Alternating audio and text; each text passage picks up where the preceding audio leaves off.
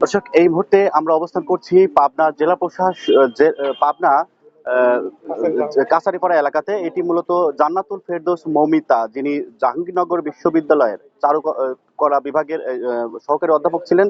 গত বৃহস্পতিবারে ভোট গ্রহণ শেষে শুক্রবারে কিন্তু ভার্সিটিতে এসে তিনি কিন্তু মৃত্যুর কোলে ঢলে পড়েছেন।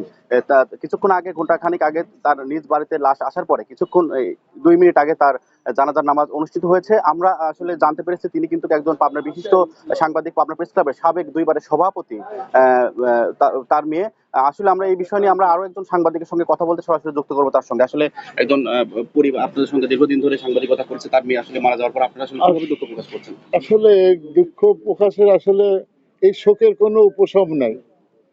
এটা আমাদের শ্রদ্ধেয় সাংবাদিক রমি খন্দকার এবং তার ওয়াইফ আজকে যে নিঃস্ব হলেন, অসহায় হলেন, একটি সন্তান, একটি মাত্র মেয়ে, যার আর কয়েক মাস পরে শ্বশুর বাড়িতে যাওয়ার কথা ছিল। শ্বশুর বাড়িতেও মৌমিতার যাওয়া হলো না।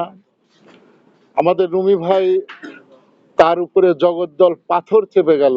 একমাত্র সন্তানকে হারিয়ে সে বাকরুদ্ধ। আমরা পাবনার সাংবাদিক সমাজ, পাবনার প্রেস ক্লাব, পাবনার বিভিন্ন গণমাধ্যম কর্মী শোকাহত, মর্মাহত, স্তম্ভিত মৌমিতার মৃত্যুতে। এ ভাষা আমরা আর প্রকাশ করতে পারছি না। দর্শক, আসলে শুনছিলেন আপনার একজন বিশিষ্ট সাংবাদিকের সঙ্গে কথা বলে আমরা যেমনটি জেনেছি যে তার বিবাহ ঠিক হয়েছিল গত জানুয়ারিতে। পারিবারিকভাবে রেজিস্ট্রি সম্পন্ন করা হয়েছে। ধুমধাম আয়োজনের মাধ্যমে তার বিবাহ কার্যক্রম চলার কথা থাকলেও আজকে কিন্তু আমরা যেমনটি দেখেছি তার মরদেহে সে শোকের মাতম ছেয়ে গেছে এলাকাটি।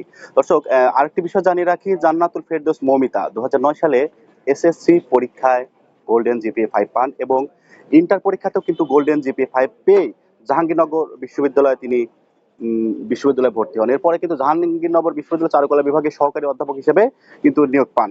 গত বৃহস্পতিবারে জাকসু নির্বাচনে ভোট গ্রহণ শেষে তিনি কিন্তু ঢাকার বাসাতে অবস্থান করছিলেন। পরবর্তীতে পরের দিন অর্থাৎ শুক্রবার সকালে তিনি ভোট গণনার দিন কেন্দ্রে এসে তিনি কিন্তু মৃত্যুর কোলে ঢলে পড়েন।